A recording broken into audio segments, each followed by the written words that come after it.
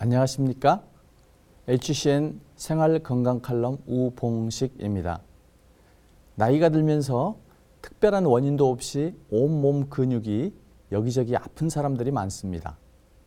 병원에서 각종 검사를 해봐도 특별한 이상을 찾지 못하고 겉으로는 멀쩡하게 보여서 마치 꾀병처럼 보이기도 합니다. 대개 약을 먹고 물리치료를 받으면 좀 낫다가 그래도 그때뿐이고 밤에 자다가 깨거나 아침에 일어날 때 심하게 아픈 경우도 종종 있습니다. 더러 뒷목이 뻣뻣한 증상이 나타나지만은 막상 혈압을 재보면 정상입니다. 조금만 신경 쓴 일이 생기면 증세가 악화되고 통증으로 인해 불면증에 시달리기도 합니다.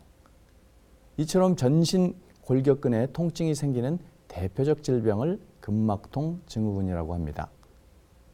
이 병은 근육과 근육을 싸고 있는 막에서 유래된 통증이라는 의미에서 근막통 증후군이라고도 합니다.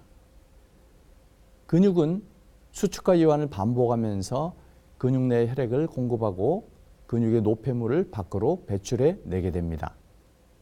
그런데 장시간에 걸쳐 근육이 과도한 긴장 상태에 놓여 있게 되거나 근육의 수축 이완이 불충분한 상황이 계속되면서 근육세포 내에 칼슘 농도 조절에 이상이 발생하여 근육은 탄력성을 잃어버리고 수축된 상태가 지속되면서 만성 통증을 일으키게 되는 것입니다.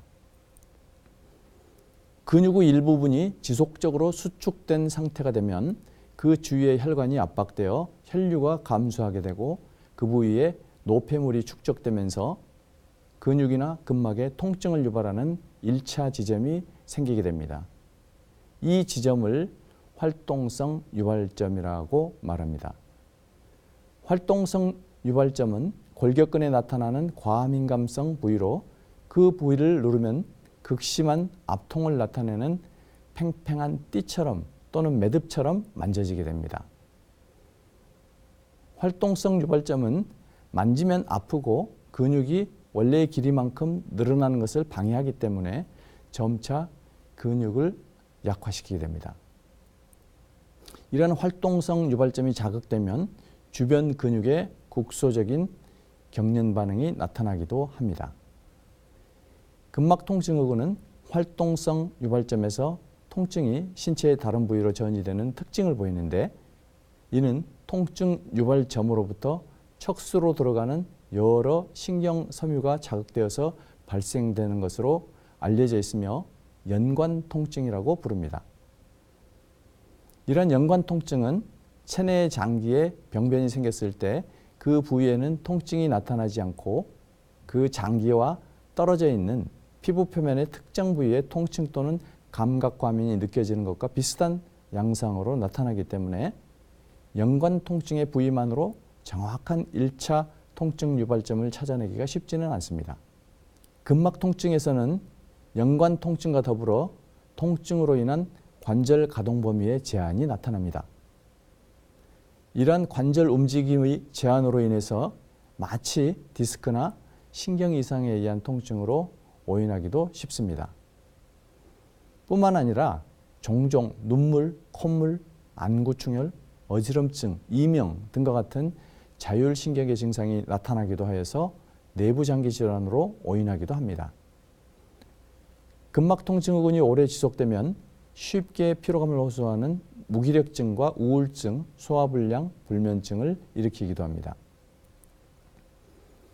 근막통 증후군은 근육의 내부 세포 생리의 이상으로 발생되는 질병이기 때문에 엑스레이나 MRI와 같은 진단 장비로는 진단을 할 수 없습니다.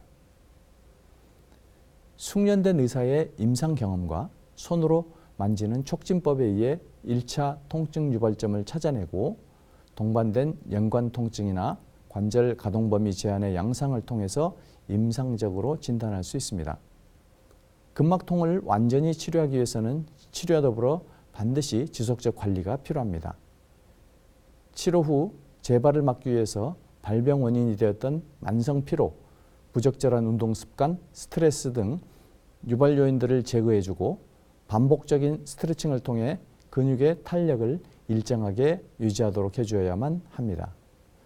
적절한 치료와 사후 관리를 통해 지긋지긋한 근막 통증으로부터 해방되어 건강한 삶을 누리시기 바랍니다. 감사합니다.